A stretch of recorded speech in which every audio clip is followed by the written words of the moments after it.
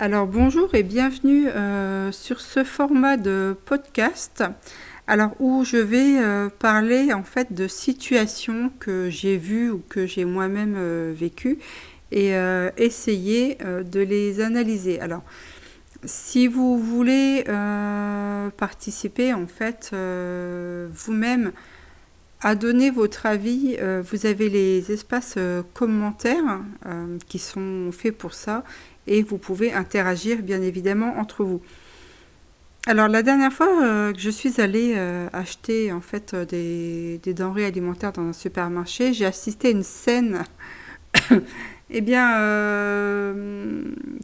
un peu cocasse. Alors je vais vous le dire la scène là et puis après je vais essayer de développer tout simplement. Alors, il y avait un couple de personnes âgées, donc un homme et une femme, pas loin de 70 ans, qui attendait tout du moins après deux personnes dans une file d'attente bien aux caisses où il y a des caissières, et une femme qui arrivait juste derrière. Et en fait, le couple de personnes âgées a décidé de quitter la file d'attente pour se diriger vers les caisses automatiques. Donc la femme qui arrivait s'est placée dans la file d'attente, prenant la place vacante que le couple âgé avait décidé de quitter volontairement.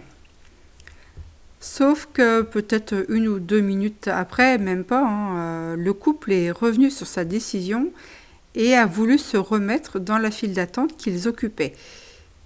La dame qui était là avait pris leur place, ce qui me semble logique, et le monsieur dit assez haut pour que la personne puisse entendre, dites donc que celle-ci ne se gêne pas, elle nous a piqué notre place, bonjour la solidarité.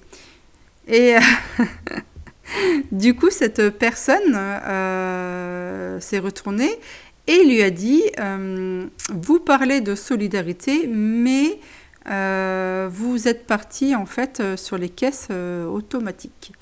Donc s'en est suivi un peu une discussion entre les deux, puisque la personne en fait qui a répondu au couple de personnes âgées lui a dit le fait qu'elle parte sur les caisses automatiques et que la personne âgée parlait de solidarité.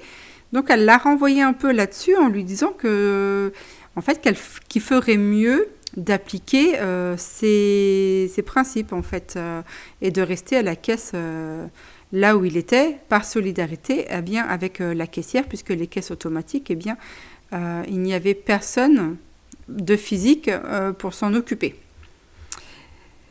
Donc du coup, c'est là que je veux amener cette réflexion concernant cette situation. Alors, les interactions humaines dans les espaces publics, et particulièrement dans les supermarchés, sont souvent révélatrices des comportements sociaux et des perceptions individuelles des règles implicites du vivre ensemble. Alors, d'une simple situation anodine, comme j'ai pu vous l'expliquer, peut parfois donner lieu à des confrontations où des valeurs comme la solidarité, par exemple, la justice ou encore le respect des règles deviennent des enjeux symboliques. L'anecdote que je viens de vous conter, en fait, est survenue dans un supermarché et je trouve qu'il illustre vraiment parfaitement cette dynamique. Je vous ai raconté la scène d'un couple âgé et d'une cliente qui était dans la file d'attente de la caisse. Et je me disais, qu'est-ce qu'on pourrait apprendre de cette altercation qui mélange des quiproquos, des principes personnels et une touche d'agacement. Alors au cœur de cet épisode, la file d'attente des caisses, elle représente bien plus qu'un simple ordre logique.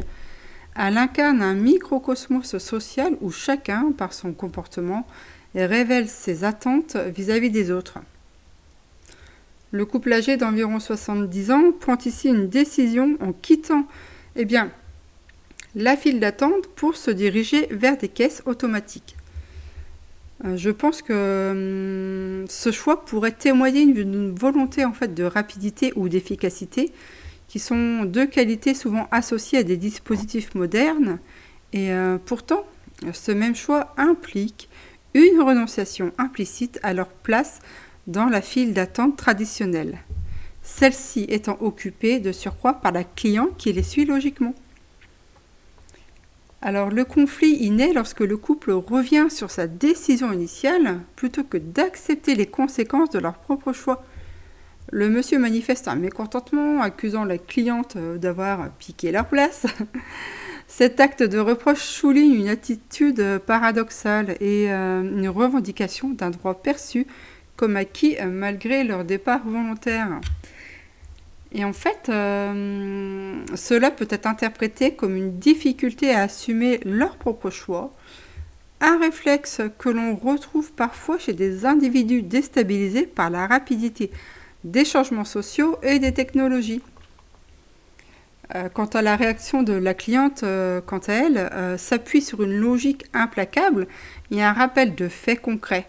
Une place abandonnée dans une file d'attente revient à celui qui la suit. En argumentant que le couple avait choisi les caisses automatiques, elle souligne également la cohérence de ses actions, tout en déplaçant la discussion vers un terrain plus philosophique.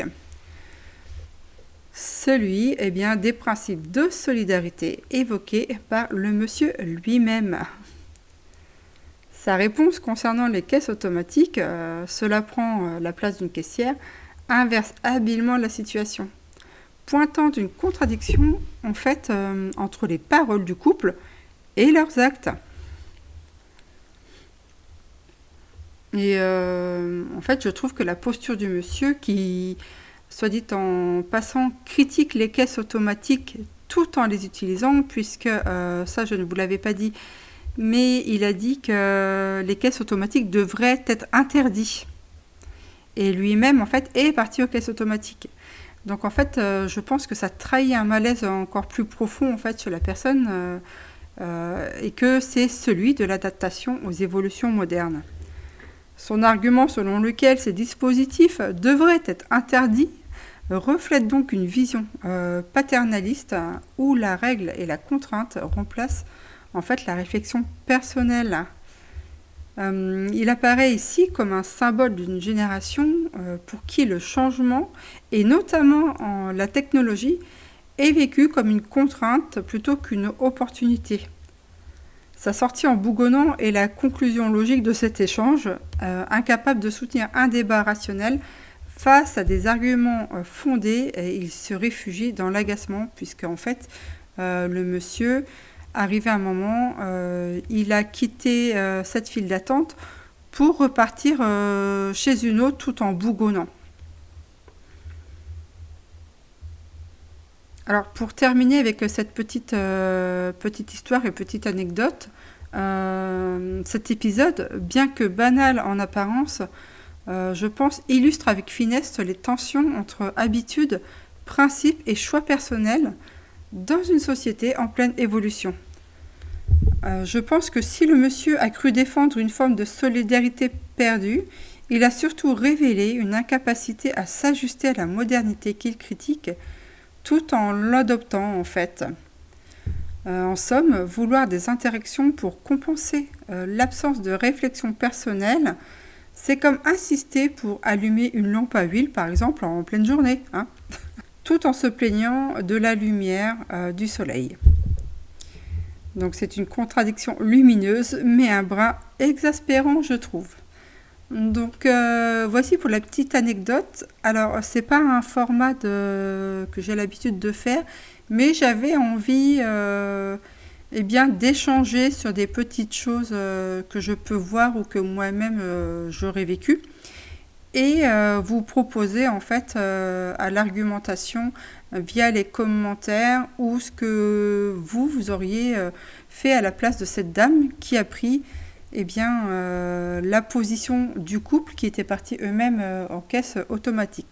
Donc je vous laisse discuter et partager dans l'espace commentaire. J'espère que ce format podcast vous plaira, et je vous dis à très bientôt pour de prochains podcasts.